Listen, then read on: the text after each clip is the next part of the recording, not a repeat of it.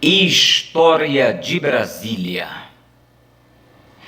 A construção de Brasília foi uma obra realizada durante o governo de Juscelino Kubitschek e estendeu-se de 1957 a 1960. A transferência da capital do país para o Planalto Central era parte de um plano idealizado desde o começo da República Brasileira. A edificação de Brasília foi o grande símbolo do desenvolvimentismo do governo de JK. Estima-se que bilhões de dólares tenham sido gastos para viabilizar a nova capital, e fala-se ainda em grande custo humano. Em 1956, foi submetido ao Congresso o projeto da construção de Brasília e da transferência da capital de nosso país. Apesar da resistência da UDN, partido de oposição ao presidente, o projeto foi aprovado por meio da Lei de número 2874, de 19 de setembro de 1956. Assim, os planos para a construção da nova capital foram iniciados. No mesmo mês, foi criada a Companhia Urbanizadora Nova Capital, Nova Cap. O comando da Nova Cap foi entregue a Israel Pinheiro, deputado do PSD e engenheiro de confiança do presidente Juscelino Kubitschek. Outros nomes significativos que fizeram parte da Nova Cap foram Bernardo Sayão, diretor técnico da empresa, e Oscar Niemeyer, diretor do Departamento de Arquitetura. A ideia de Juscelino para dar corpo ao seu projeto foi cercar-se de técnicos e especialistas que já tinham trabalhado com ele no período em que ele foi prefeito de Belo Horizonte e governador de Minas Gerais. O presidente fez uso sistemático da imprensa para garantir uma imagem positiva do projeto e obter apoio popular. Uma vez formada a Nova Cap, ela ficou responsável por promover um concurso para determinar qual seria o desempenho urbano da nova capital. Esse concurso recebeu o total de 26 candidaturas e o resultado emitido em 16 de março de 1957 determinou a vitória de Lúcio Costa, segundo a pesquisadora Lara Moreira Alves. O projeto de Costa venceu por planejar uma cidade moderna e com visualidade monumental. Os 4 grandes nomes da construção de Brasília foram, portanto, o do presidente Juscelino Kubitschek, o do diretor da Nova Cap, Israel Pinheiro, o do arquiteto Oscar Niemeyer e o do urbanista Lúcio Costa. Por 3 anos, trabalhadores de todo o Brasil foram para Brasília para participar da sua construção. Como o prazo para a inauguração da cidade era em 21 de abril de 1960, o trabalho para a sua construção foi frenético. Os trabalhadores que se mudaram para construí-la eram, em geral, nordestinos e ficaram conhecidos como candangos. Existe uma série de relatos que mostram a precariedade no ofício e nas condições disponibilizadas aos trabalhadores que construíram a nova capital federal naquela época. Ao longo da construção, o presidente não economizou com os gastos do projeto, e isso foi muito criticado pela oposição udentista.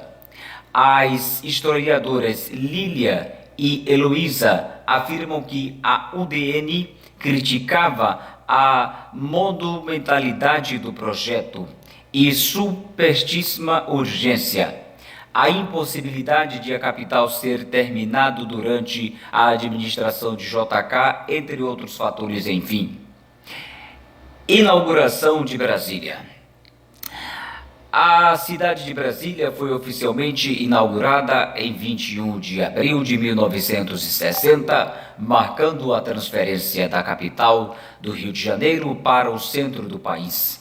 Não se sabe exatamente quanto foi o gasto na sua construção, mas estudos sugerem que o valor chegou aos bilhões de dólares em valores atuais.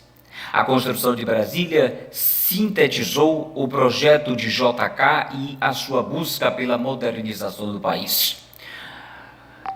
Um determinado historiador, Thomas Sindmore, sugere que sua construção também foi utilizada como distração para os problemas do governo e tirou os olhos da nação de graves problemas que existiam no país, como a questão da inflação, a falta de vagas nas universidades e a reivindicação por reforma agrária.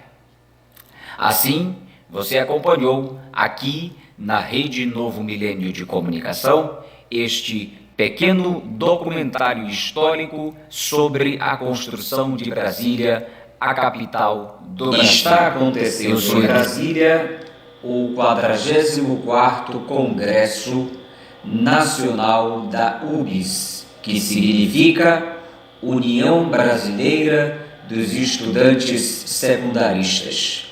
Conheça a seguir um pouco da história desta instituição. Desde as décadas de 30 e 40, os estudantes secundaristas já se organizavam em diversas regiões do país para debater e transformar a educação no Brasil. A maioria desses grupos surgiu dentro das escolas, nos grêmios dos antigos colégios estaduais, os chamados liceus. Nessa época, o contingente de estudantes crescia muito e sua participação na vida política do país era cada vez mais urgente.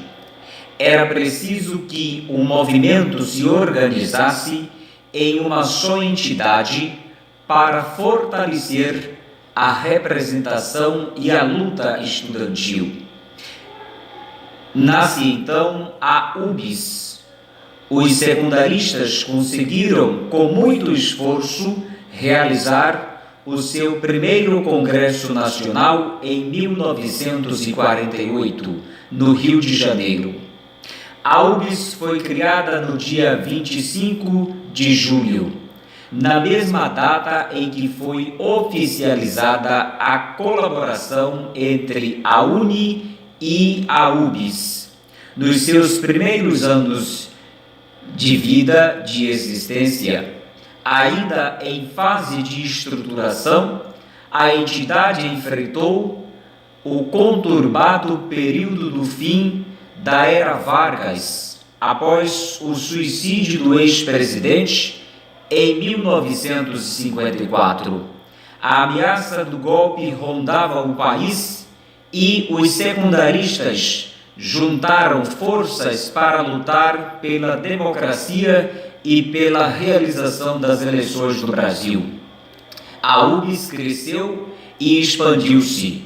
Suas bandeiras, os estudantes se mobilizavam por mais bolsas de ensino material e melhores condições para os alunos carentes. No início da década de 60, durante o governo de Jânio Quadros e João Goulart, os estudantes passaram a integrar a Frente de Mobilização Popular, que envolvia outros importantes movimentos sociais brasileiros na época. Assim, você conheceu um pouco aqui na Rede Novo Milênio de Comunicação, Rádio e TV, sobre a história da UBS, que é a União dos Estudantes Secundaristas do Brasil. Rede Novo Milênio de Comunicação, no 44º Congresso Nacional da UBS. Voltamos aos nossos estúdios.